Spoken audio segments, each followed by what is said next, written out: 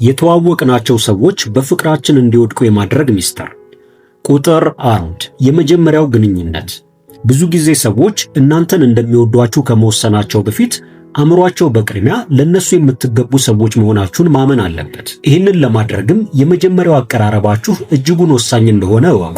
ብዙ ሰዎች የሚሳሳቱት እዚህ ጋር ነው። አዲስ ሰውን ሲተዋወቁ ፍጹም መስለው ለመታየት ከፍተኛ ጥረትን ያደርጋሉ። ነገር ግን ትንሽ ስህተት የሚሰሩ ሰዎች እንከን የለሽ ከሆኑ ሰዎች ይልቅ ይበልጥ ማራኪ መሆናቸውን ልብ በሉ።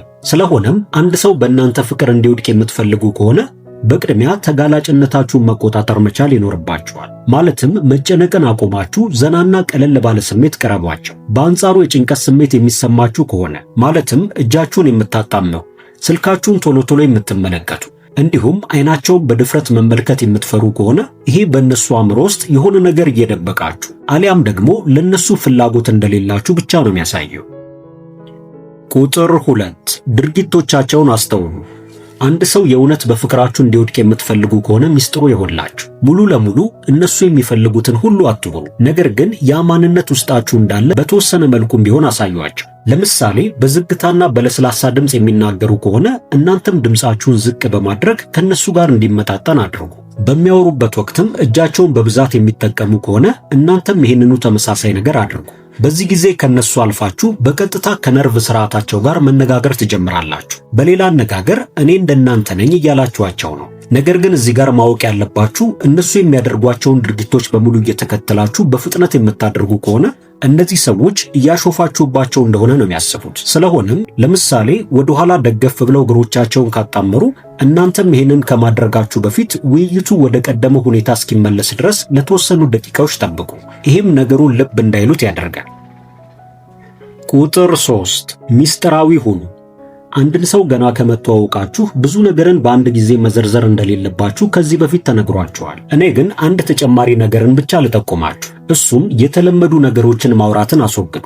ለምሳሌ ስራችሁ ምንድን ነው? አስቸጋሪው የህይወታችሁ ጊዜ የቱ ነው ከማለት ይልቅ ስለ ራሳችሁ በተወሰነ መልኩም ቢሆን ለየት ያሉ ነገሮችን እንዲያውቁ ፍቀዱላቸው። ስለ ራሳችሁ እውነታውን ስታካፍሉ የጠበቀ ቅርርብ በመካከላችሁ እንዲፈጠር በሩን ክፍት ማድረግ ትጀምራላችሁ። ነገር ግን ስለ ሁሉም ነገር በዝርዝር አትናገሩ። ይህንንም እንዴት ልትጠቀሙበት እንደምትችሉ እንመልከት። ሁልጊዜም በፈለጓችሁ ሰዓት ሁሉ የምትገኙ ከሆነ፣ በሰከንዶች ውስጥ ለሚልኩላችሁ መልእክቶች ምላሽ የምትሰጡ ከሆነ፣ እንዲሁም ሁልጊዜም በሚያነሷቸው ሐሳቦች ሁሉ የምትስማሙ ከሆነ በውስጣቸው ምንም አይነት የመጓጓት ስሜት ሊፈጠር አይችልም። ምክንያቱም በመካከላችሁ ምንም አይነት ሚስጥር የለም። ለዚህም መፍትሄው ታዲያ የተወሰነ ተለዋዋጭ መሆን መቻል። ማለትም አብራችሁ ስትሆኑ በተለየ ሁኔታ ነቃና ፈታ ብላችሁ ተገኙ። ስትለያዩም ትንሽ ሚስጥራዊ ሆኑ። ሁሌም ቢሆን ስለእናንተ እንዲያስቡ ልታደርጓቸው ይገባል። ቁጥር 4 የአይን ግንኙነት። አይኖቻችን የነፍስ መስኮቶች ናቸው ይባላል። ስለሆነም ያላችሁን ሳቢነት በከፍተኛ ሁኔታ ለመጨመር የምትፈልጉ ከሆነ 80 በመቶ የሚሆነውን የአይን ላይን ግንኙነታችሁን ጠብቁ። እነዚህ ሰዎች በሚናገሩበት ወቅት በጥልቀት ስትመለከቷቸው የመተቃቀፍ ሆርሞን ምንጭ የሆነው ኦክሲቶሲን የተባለው ንጥረ ነገር በሰውነታቸው ውስጥ በከፍተኛ ሁኔታ መፈጠር ይጀምራል። ይህም ከእናንተ ጋር በመሆናቸው የደህንነት ስሜት እንዲሰማቸው ያደርጋል።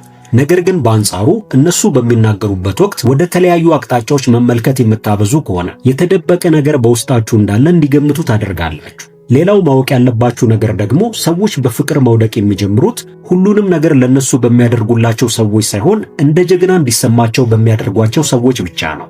ለምሳሌ የሆነ ትንሽ ውለታን ስትጠይቋቸው አሊያም ደግሞ ላላቸው የተለየ ጥንካሬ እውነተኛ አድናቆትን ማሳየት ስትጀምሩ ውስጣቸው መነሳሳትን ትፈጥራላችሁ። ምክንያቱም ሰዎች የተሻሉ እንደሆኑ እንዲሰማቸው የምታደርጓቸው ከሆነ በጭራሽ ያንን ስሜት ማጣት አይፈልጉም። ይህንንም ታላቅነታቸውን ወደ እነሱ የሚመልስ መስታወት አድርገው ይቆጥሩታል። ቁጥር 5 ስሜታዊ ደህንነት።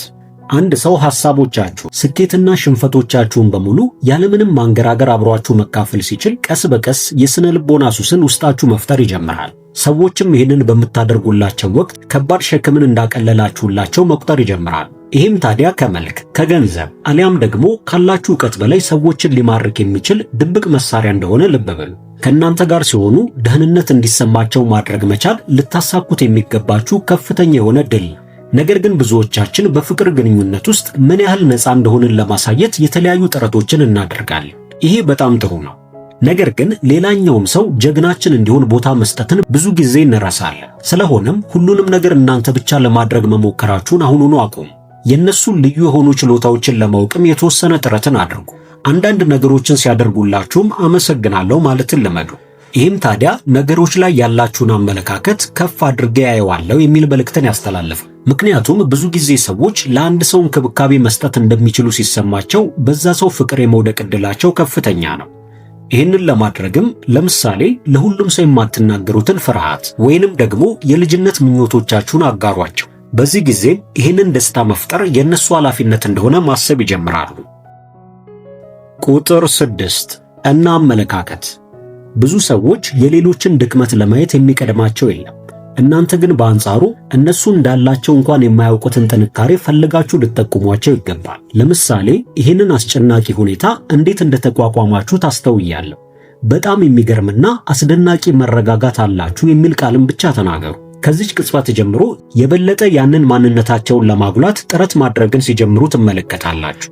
እናንተንም ይህንን ውብ ማንነታቸውን አጉልቶ እንደሚያሳይ መስታወት አድርገው መቁጠር ይጀምራሉ። እዚህ ጋር ልብ እንድትሉት የምፈልገው ነገር ቢኖር ብዙ ሰዎች እነዚህን ቴክኒኮች ካዳመጡ በኋላ በመጨረሻ የሚፈጽሟቸው ትላልቅ ስህተቶች አሉ። እነሱም በመጀመሪያው ቀን እነዚህን የተለዩ ማንነቶች ለነዛ ሰዎች በማሳየት በእነሱ ውስጥም የተለየ ቦታና አክብሮትን ካገኙ በኋላ ከተወሰነ ጊዜ በኋላ ግን ይህንን ሙሉ በሙሉ ረስተው የቀድሞውን ማንነታቸውን ይዘው ይቀርባል። ይህም ታዲያ እነዛ ሰዎች በእናንተ ላይ ያላቸውን መሳብ የሚያጠፋ ብቻ ሳይሆን ቂም እንዲይዙባችሁም እንደሚያደርግ እወቁ። ለዚህም ዋነኛው መፍትሄ ወጥነታችሁን መጠበቅ ነው። ሁሌም ቢሆን የምታሳዩት ማንነት የራሳችሁ እውነተኛ ባህሪ እስኪሆን ድረስ በቅድሚያ በሚገባ ተለማመዱ። ትክክለኛነት በጊዜ ሂደት የሚለካ ብቸኛ ነገር እንደሆነ እወቁ። በመሆኑም እነዚህን ጥበቦች እውነተኛ ፍቅርን ለመገንባት ብቻ ተጠቀሙባቸው። በዚህ ቪዲዮ የተወሰኑ ጥቅሞችን ያገኛችሁ ከመሰላችሁ ቻናሉን ሰብስክራይብ በማድረግ ቤተሰቦቻችንን ተቀላቀሉ። ይሄ እርስ በርሳችን የምንወያይበት የኛ ስሜት ነው። ውድ ቤተሰቦቻችን ለዛሬ የነበረንን ዝግጅት በዚህ አበቃ። በቀጣይ በተለያዩ አዝናኝና አስተማሪ ፕሮግራሞች መልሰን እስከምንገናኝ ድረስ ለቻናላችን አዲስ ከሆናችሁ ሰብስክራይብ፣ ላይክ እና በምንሰራቸው ፕሮግራሞች ዙሪያም ያላችሁን ሐሳብና አስተያየት በመጻፍ ቤተሰብ ይሁኑ እንላለን። መልካም ቆይታ።